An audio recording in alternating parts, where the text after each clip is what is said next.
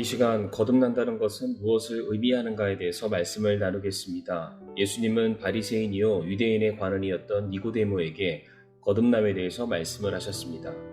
요한복음 3장 3절 말씀에 예수님께서 그에게 응답하여 이르시되 진실로 진실로 내가 내게 이르노니 사람이 다시 태어나지 아니하면 하나님의 왕국을 볼 수 없느니라 하시니라. 사람이 다시 태어나지 않으면 하나님의 왕국을 볼 수도 없을 뿐만 아니라 하나님의 왕국에 들어갈 수 없음을 말씀을 하셨습니다.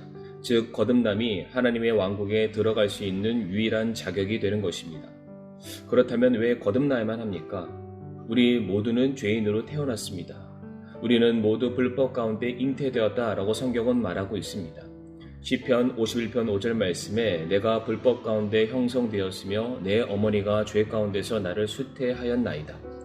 그래서 우리 모두는 부정한 물건과 같은 존재들입니다. 이사야 64장 6절 말씀에 우리는 다 부정한 물건 같고, 그리고 바울은 말하기를 우리는 모두 본래 진노의 자녀들이었다라고 말하고 있습니다. 물론 사람은 자신이 행동하는 것과 태도, 자세에 대해서는 조금의 변화를 줄 수 있습니다. 그러나 자신의 존재 자체에 대해서는 그 누구도 바꿀 수가 없는 것이 사실입니다. 사람으로서 할 수 있는 최선의 선행과 공덕, 자기를 포기하고 타인을 위한 삶을 우리가 산다 한들, 그래서 주변 사람들에게 의인이라는 말을 우리가 들을 수 있을지는 몰라도 주님의 평가는 이와 완전히 다릅니다.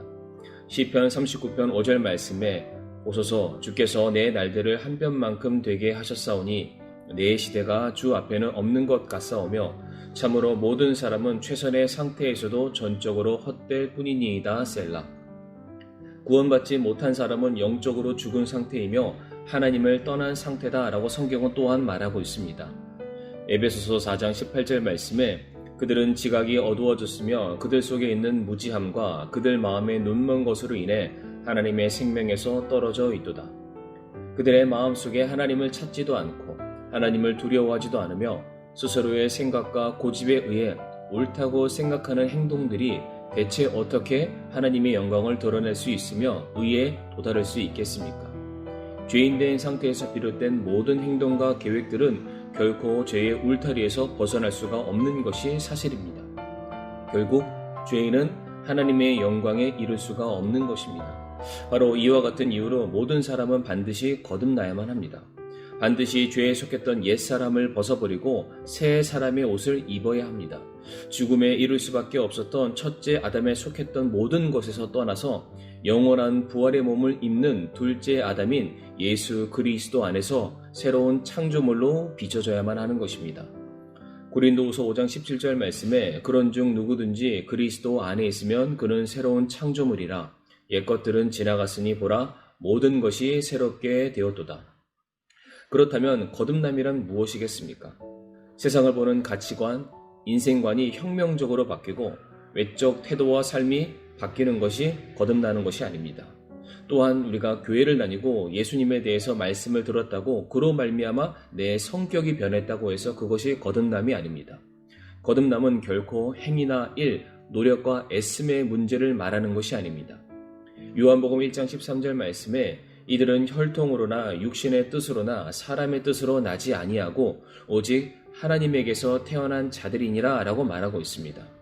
거듭남은 하나님으로부터 나는 것을 말합니다. 하나님이 우리의 아버지가 되고 우리는 그분의 자녀가 되는 것이 곧 거듭남입니다. 이것은 생명의 문제요 출생의 문제인 것입니다. 주님은 우리가 모두 반드시 주 예수 안에서 다시 태어나야 한다라고 말씀하고 계십니다. 그렇기 때문에 거듭남이란 하나님의 말씀을 통해서 이루어지는 것을 의미합니다. 베드로전서 1장 23절 말씀에 너희가 다시 태어나는 것은 썩을 씨에서 난 것이 아니요 썩지 아니할 씨에서 난 것이니 살아있고 영원히 거하는 하나님의 말씀으로 된 것이니라. 사람이 거듭나기 위해선 무엇보다 영원하시며 생명을 가지고 있는 하나님의 말씀에 대한 동의, 믿음, 순종이 뒤따라야만 합니다. 또한 거듭남이란 예수 그리스도를 믿음으로 말미암아 얻게 되는 것입니다. 요한일서 5장 12절 말씀에 아들이 있는 자에게는 생명이 있고 하나님의 아들이 없는 자에게는 생명이 없느니라 라고 말씀하십니다.